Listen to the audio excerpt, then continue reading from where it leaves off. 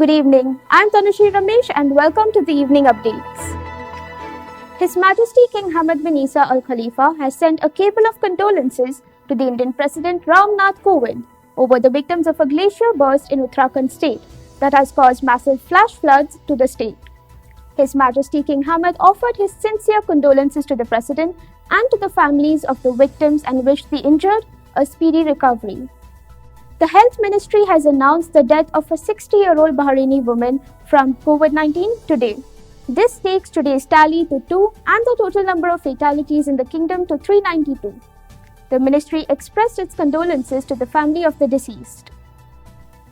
Ministry of Foreign Affairs for International Affairs Under Secretary Dr. Sheikh Abdullah bin Ahmed Al Khalifa met with the head of NATO Middle East and North Africa section of the Political Affairs and Security Policy Division, Giovanni Romani.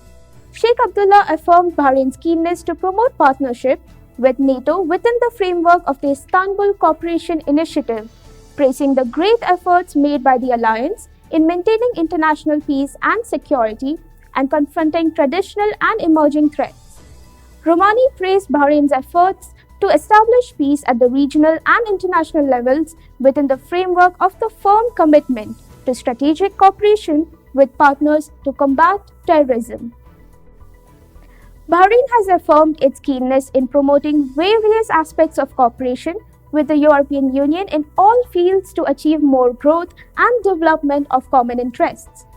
This was emphasized by Foreign Affairs Minister Dr. Abdul Latif bin Rashid Al Zayani as he met yesterday with the European Council President Charles Michel at the European Council headquarters as a part of his official visit to Brussels. The Interior Ministry and the Council of Representatives held a virtual meeting co-chaired by Speaker Fauzia bint Abdullah Zainal and Interior Minister General Sheikh Rashid bin Abdullah Al Khalifa.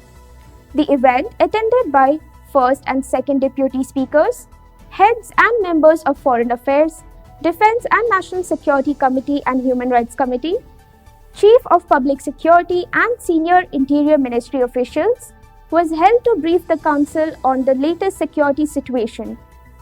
The Minister expressed thanks to the Council for their appreciation of the foiling of terrorist attacks targeting 2 ATMs on February 3rd.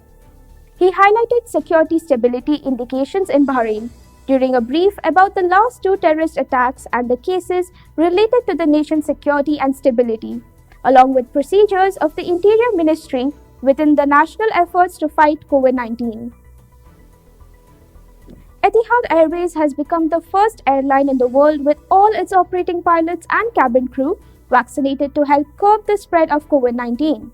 Following the United Arab Emirates' target to vaccinate half of the UAE population by the end of March 2021, Etihad is ahead of schedule with over 75% of its entire workforce already having received at least 1 dose of the vaccine.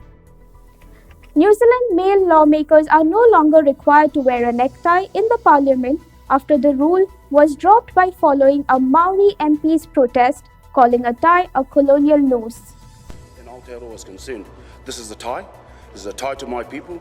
This is a tie to the Speaker plight. Trevor Mallard prevented Rauri Waititi from asking questions in the debating chamber on Tuesday and eventually ordered him to leave for not wearing a tie. Waititi was wearing a taunga, a Maori greenstone pendant instead, which he said was a Maori business attire. Thank you and stay updated with the news of Bahrain.